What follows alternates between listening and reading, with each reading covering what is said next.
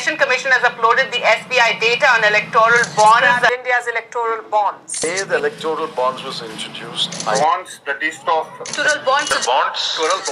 चुनावी बांड खरीदने वाले कंपनियों की लिस्ट जारी कर दिया गया है। चुनावी बांड के जरिए चंदा देने वाली कंपनियों और उसे पाने वाले राजनीतिक दलों के नाम सामने आ गए हैं। इनमें सबसे ज़्यादा चंदा देने वाली कंपनी का नाम future gaming and hotel services है। यह कंपनी लॉटरी का कारोबार करती है, यानी देश में जुआ खिलवाती है।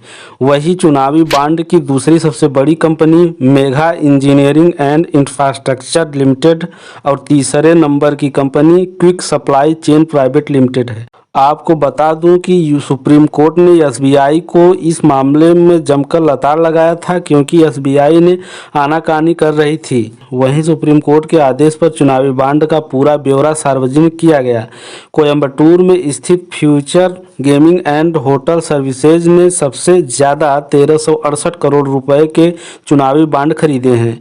यह कंपनी विदेशी है। इसके संस्थापक व निर्देशक सैंटियागो मार्टिन है, जो अब सुर्खियों में आ गए हैं। यही हाल दूसरी सबसे बड़ी कंपनी का है, जो मेघा इंजीनियरिंग हैदराबाद की एक गुमनाम सी कंपनी है। इसे सिटी गैस परियोजना व जोजिला सुरंग जैसी छोटी मोटी परियोजनाएं मिली हैं। यह 2019-20 और 2023-24 के बीच 966 करोड़ रुपए का बांड खरीदे हैं।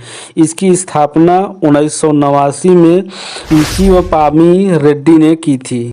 तीसरी सबसे बड़ी company quick supply chain private limited थी। अज्ञात रूप से ये भी कंपनी पाई गई। यह मुंबई में धीरूभाई अंबानी नाजल सिटी के पते पर रजिस्टर्ड है।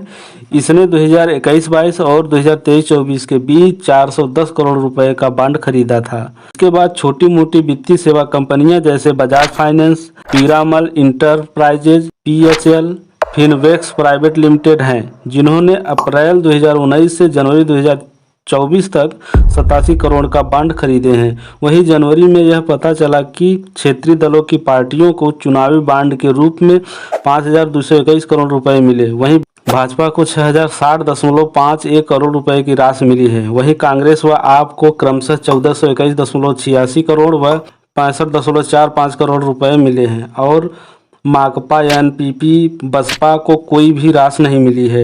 वहीं तृणमूल कांग्रेस को 1609.53 करोड़ रुपए की राशि मिली है, जो कि 22 क्षेत्रीय दलों को मिलने वाली चंदा का 30% अकेले है। बीआरएस ने 1214.70 करोड़ रुपए का, बीजेड ने 775.50 करोड़ रुपए, द्रमुक ने 639 करोड़ रुपए, वाईएसआर कांग्रेस पार्टी को 337 करोड़ रुपए, तेदेपा ने 218.88 करोड़ रुपए तथा शिवसेना ने 159.38 करोड़ रुपए पैसा अपनी झोली में डाले हैं। सूची में एसबीआई को सुप्रीम कोर्ट ने एक बार फिर सुनाते हुए कहा कि चुनावी बांडों की अल्फा न्यूमेरिकल नंबर में पूरा स्पष्ट उजागर करें। बांड खरीदे जाने और बांड को राजनीतिक दलों द्वारा भुनाए जाने की सूचनाएं अलग अलग हैं। यह अनुमान लगाया जा रहा है कि चुनावी बांड के विशिष्ट नंबरों से यह पता लगाया जा सकता है कि किस कारपोरेट ने और किस राजनीतिक दल को कितना चंदा दिया था।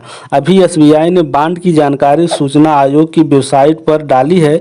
उसमें खरीदने वाली कंपनियों या लोगों की सूची अलग है। यदि दोनों की सूची को मिलाकर समझे तो कोई भी कड़ी स्पष्ट नजर नहीं आता है। किस कंपनी ने कितने चुनावी बांड खरीदे और किस राजनीतिक दल को चुनावी बांड के जरिए कितने चंदा मिला है, यह तो पता नहीं चल पा रहा है।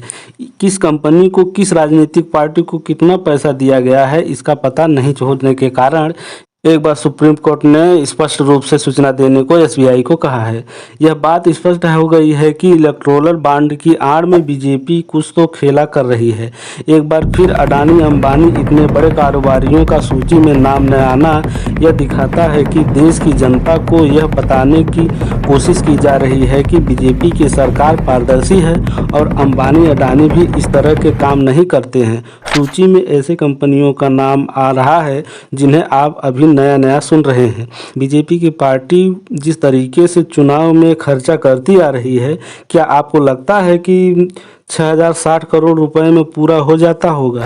यह आंकड़ा सिर्फ अपने आप को दूध का धुला दिखाने का प्रयास किया जा रहा है, बाकी कुछ नहीं। एसबीआई का कोर्ट के समन का इग्नोर करना, फिर जवाब में आनाकानी करना, फिर एकाएक चुनाव आयुक्त का इस्तीफा, सारे प्रश्नों का जवाब आपको इशारों में बयां कर देते हैं। आप इस बारे में क्या सोचते हैं, कमेंट करके आप ज़रूर बताइए। मिलते हैं अगले वीडियो में, तब तक के लिए जय हिंद, वंदे मातरम।